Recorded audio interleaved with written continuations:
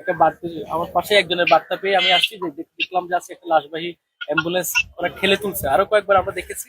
এরপরে আপনাদেরকে ইতিমধ্যে আমরা জানিয়েছি যে এটা এই রাস্তার নোটিফিকেশন অ্যাওয়ার্ড অর্থাৎ কার্যাদেশ প্রদান করা হয়েছে। সেপ্টেম্বরের 1 তারিখ থেকে এই রাস্তার কাজ শুরু হবে এবং উপজেলা প্রকৌশলী মহোদয় কিছুক্ষণ আগে ঠিকাদারের সাথে কথা বলেছে, তারা যত দ্রুত সম্ভব সেপ্টেম্বরের প্রথম সপ্তাহে এই কাজ শুরু করবে। তো এখন যে সাময়িক অসুবিধা হচ্ছে, যেহেতু বর্ষাকাল, পানি জমে যাচ্ছে, ড্রেন পানি নিষ্কাশনের ব্যবস্থা না থাকার কারণে মূলত পানিটা জমছে।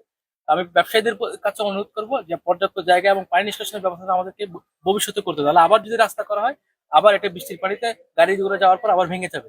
তো যে এই সমস্যাটা আপনার সাময়িক অসুবিধা হচ্ছে, এটার জন্য আমরাও দুঃখিত। এই যেখানে গর্ত হয়েছে, এটা যদি সাময়িক তাৎক্ষণিক কি রিপেয়ার করা যায়, এটার জন্য আমি আর প্রকৌশলী মহোদয়, উপজেলা প্রকৌশলী মহোদয় বসে একসাথে সিদ্ধান্ত নিব।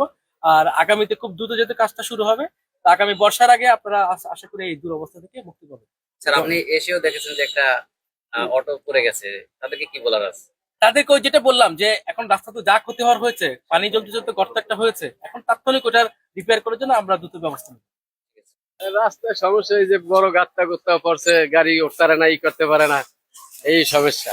আর প্যাসেঞ্জাররা কি বলে? প্যাসেঞ্জার লইয়ে তো যাইতেই না, যে অবস্থা রাস্তার, কি করবো এখন?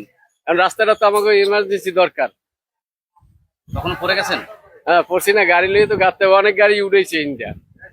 পরে 2-3 বার পড়ছি।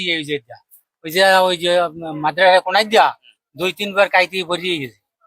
আর প্যাসেঞ্জাররা কি বলে আপনাদের? পেশেন্টাররা তো যা তা মনে করে যে এই কি অবস্থা, আমরা কর না কিছু, আমরা কি কম হয়তো আইবে যারা দেখবে না। এখন কি চান? এখন এটা যেভাবে একটু তাড়াতাড়ি করার জন্য ভালো ব্যবস্থা নেই।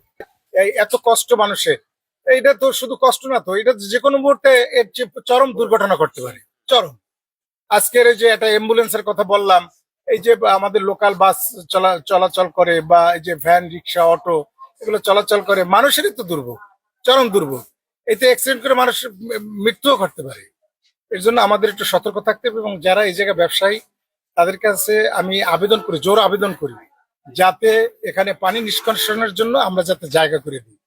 গভর্নমেন্ট করবেন, কিন্তু জায়গা তো আমাদের দিতে হবে, কেন এটা আমাদের একদিনের কাজ না, এটা এটা দীর্ঘমেয়াদী চিন্তা ভাবনা আর কি।